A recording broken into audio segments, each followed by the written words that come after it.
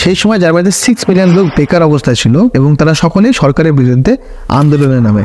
তার পরপরই শুরু হয় জার্মানিতে হিটলারের রাজত্ব বা হিটলারের শাসন। বার্লিনে হিটলার তার স্ত্রী এবং নিজেকে পিস্তল দিয়ে শুট করে। 1914 থেকে 1918 পর্যন্ত প্রথম বিশ্বযুদ্ধ হয়, যার মধ্যে অ্যালায়েন্স দেশ অর্থাৎ ইংল্যান্ড, ফ্রান্স এবং রাশিয়া মিলে সেন্ট্রাল কান্ট্রিকে হারিয়ে দেয়, যার মধ্যে জার্মানিও ছিল। জার্মানি পরাজয়ের পর জার্মানির পলিটিক্যাল সিস্টেমের অবস্থা খুব শোচনীয় হয়ে ওঠে এবং কি সেই পর্যায়ে জার্মানিতে কোনো সরকার ছিল না শাসন চালানোর জন্য, যার কারণে সকল পার্লামেন্ট পার্টি মিলে সরকার প্রতিষ্ঠা করার পরিকল্পনা নেয়। এমনকি পুরো দেশে ভোট হয় এবং সরকার গঠন হয়, যা ওয়েইমার রিপাবলিক নামে জানা যায়। কিন্তু এই সরকার গঠনের পরেই সরকারের বিরুদ্ধে সাধারণ জনগণ আন্দোলনে নামে। কারণ কি, এই রিপাবলিকের জন্যই যুদ্ধের পরবর্তী শান্তি চুক্তির নামে এমন কিছু টিটির উপর সিগনেচার করে, যার কারণে জার্মানিকে অনেক ক্ষতির সম্মুখীন হতে হয়। এই টিটিগুলির মধ্যে কঠোরতম টিটি হলো টিটি অফ ভার্সাই, যার মধ্যে কঠোর রুল অ্যান্ড রেগুলেশন ছিল, যার ফলে জার্মানির ইকোনমির পতন নিশ্চিত হয়ে উঠেছিল।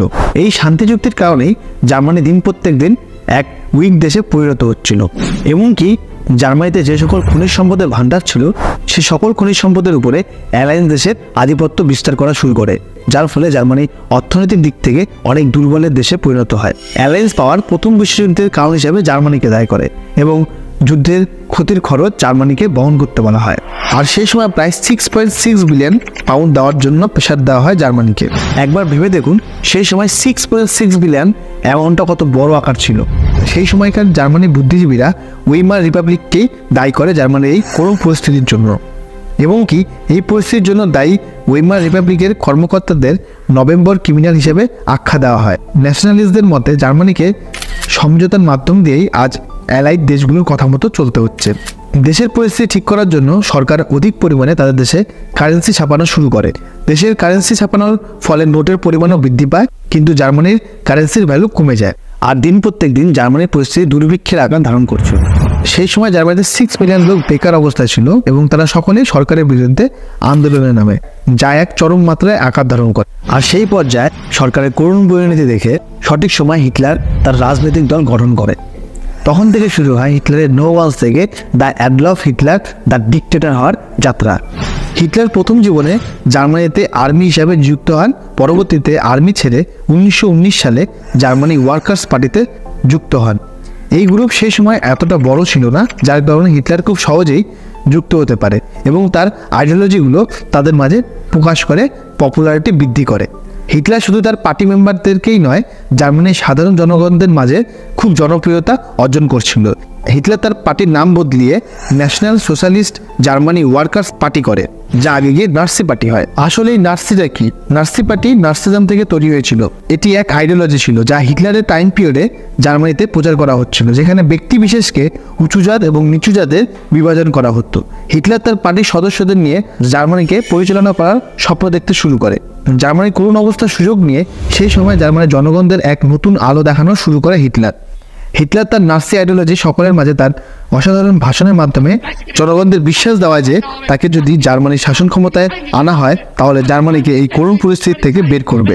1928-এ হিটলার প্রথম ভোটে দাঁড় হয়, যেখানে মাত্র 2.6% ভোট পেয়েছিল। কিন্তু এবার অর্থাৎ 1932 সালে হিটলার জার্মানিতে বিপুল ভোটে বিজয়ী হয়।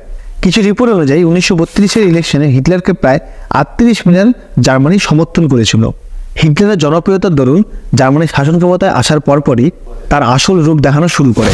জার্মানির ইকোনমিক পরিস্থিতির অবস্থা সামনে রেখে হিটলার জার্মানিতে এমার্জেন্সি লাগিয়ে দেয়, যেখানে সাধারণ জনগণের সকল অধিকার ছিনিয়ে নেয়। এমার্জেন্সির পরপরই হিটলার বিল পাশ করে, যেখানে এই বিলের মাধ্যমে জার্মানির সকল পাওয়ারের আধিপত্য নিজের অধীনে নিয়ে নেয় এবং কি জার্মানির বিরোধী সকল পার্টির ওপর ব্যান লাগিয়ে দেয়। এছাড়া জার্মানির মিডিয়া, আর্মি, আদালত নিজের কন্ট্রোলে নিয়ে নেয়।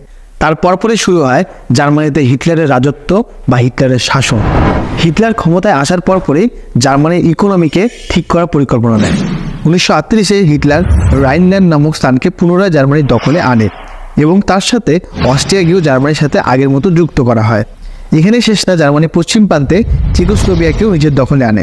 সেই সময় ইংল্যান্ডও হিটলারের সাথে ছিল, কারণ ইংল্যান্ড মনে করত ভার্সাই ট্রিটি জার্মানির জন্য খুব খারাপ ছিল। সবকিছু মিলিয়ে কিছুদিনের মধ্যে জার্মানি ইকোনমিক দিক থেকে এবং সামরিক দিক থেকেও অনেক ডেভেলপ হয়ে গিয়েছিল।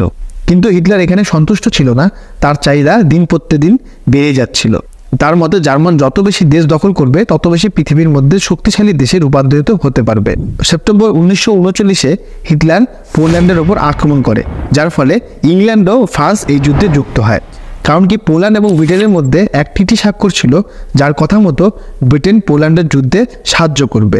অন্যদিকে জার্মানি, ইতালি এবং জাপানের সাথে এক ত্রিমুখী সন্ধি স্বাক্ষর করে, যেখানে তারা নিজেদের শক্তিকে একসাথে ইউজ করতে পারবে। দ্বিতীয় বিশ্বযুদ্ধের প্রথম অবস্থায় তুলনামূলকভাবে জার্মানির অবস্থা খুব ভালো ছিল, কিন্তু হিটলার তার ক্ষমতার নেশায় এক চরম ভুল করে বসে, যার কারণে জার্মানি যুদ্ধে হেরে যায়। আসলে যখন জার্মানির যুদ্ধে জিতে যাওয়ার পরিস্থিতি ছিল, তখন হিটলার তার জীবনের স্বপ্ন অর্থাৎ পূর্ব ইউরোপের আধিপত্য বিস্তারের পরিকল্পনা নেয়, যার ফলস্বরূপ 1941-এ হিটলার সোভিয়েত ইউনিয়নের ওপর ওয়ার ডিক্লেয়ার করে, যার কারণে জার্মানির ওয়েস্টে ব্রিটেনকে এবং ইস্টে সোভিয়েত ইউনিয়নকে একসাথে সামলাতে না পারায় জার্মানির সেনা পিছনে হাঁটতে বাধ্য হয় এবং বিশ্বে সোভিয়েত ইউনিয়নের এক নতুন যুগ শুরু হয়। যুদ্ধের পরিস্থিতি হিটলার আগেই আন্দাজ করতে পারায় বার্লিনে হিটলার তার স্ত্রী এবং নিজেকে পিস্তল দিয়ে শ্যুট করে এবং হিটলার তার জীবনের শেষ ইতি টানে। ভিডিওটা ভালো লেগে থাকলে অবশ্যই সাবস্ক্রাইব করবেন।